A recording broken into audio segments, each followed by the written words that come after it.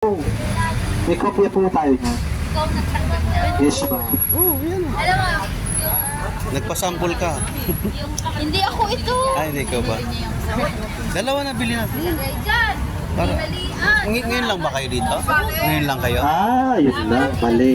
Yes, ma'am. Dapat pag ganito, Hirap po di ba dapat ganito ang ginagawa, ma'am? Cotton, bilugin yung bulak.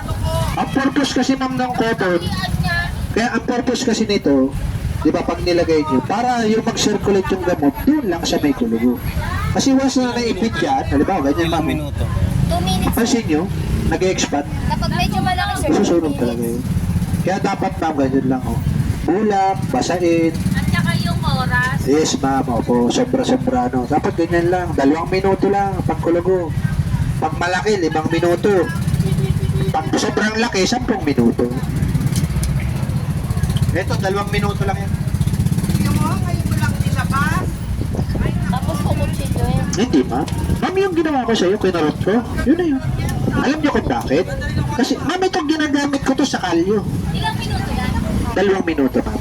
Sir, try mo muna ito. Lagyan kita sa... Kasi ito ginagamit sa... Kasi pa pwede ito pang-puts ba? Wala problema. Kaso sir, ito Yung makakapalang kalyo dito.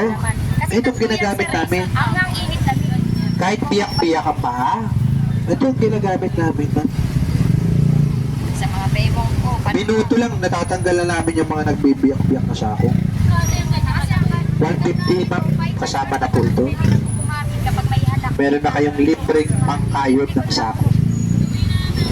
Hindi na po kayo magkukuskus sa bato, sa semento. ba yan, Subukan nyo muna, madam. Masarap yan sa likod. Sa balakang, sa bewang. Pwede pa kayo din. Yung kabila, ma'am. Ito pag binayos, tanggal talaga yung mga kati-kati nyo. Lalo na po, rayuma, arthritis, manhid, galay. Sama-sama na yun, ma'am, lahat. Basta wala na pong hilot-hilot. Wala na po. Pahid-pahid lang siya, ma'am, sir. So, subukan nyo, wala kayong binabayaran. Ano ba yan? Ma'am, alam nyo, nagtanak kasoy, di ba? Baka may makuha kang lupa. Nagkasoy kasi, ma'am, alam nyo naman yan, parang asdo yan.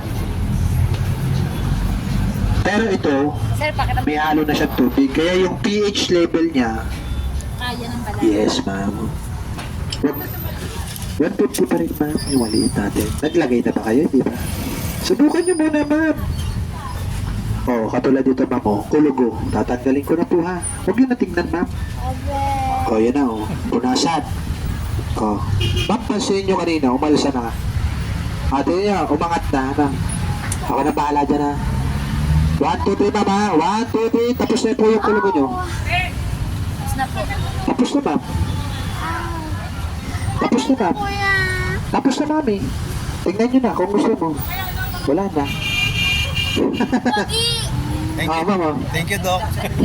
Napaso yung masakit ba o kurot lang, di ba? O sa una talaga matatakot kayo. Injection. Masakit pa, ma'am. Kasi wala namang ginawa, kinurot ko lang.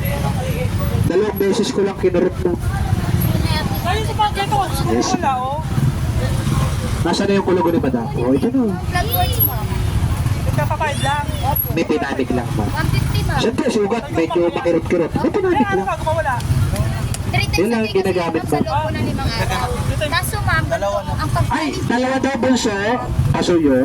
Kuha ka po bulak. Tapos kung nasa Aalugin nyo lang po ito, ha, bago nyo gamitin, ha. Tababad ko. Opo. Thank you po. Ilang oras? Kahit madali yung palinis ang tenga,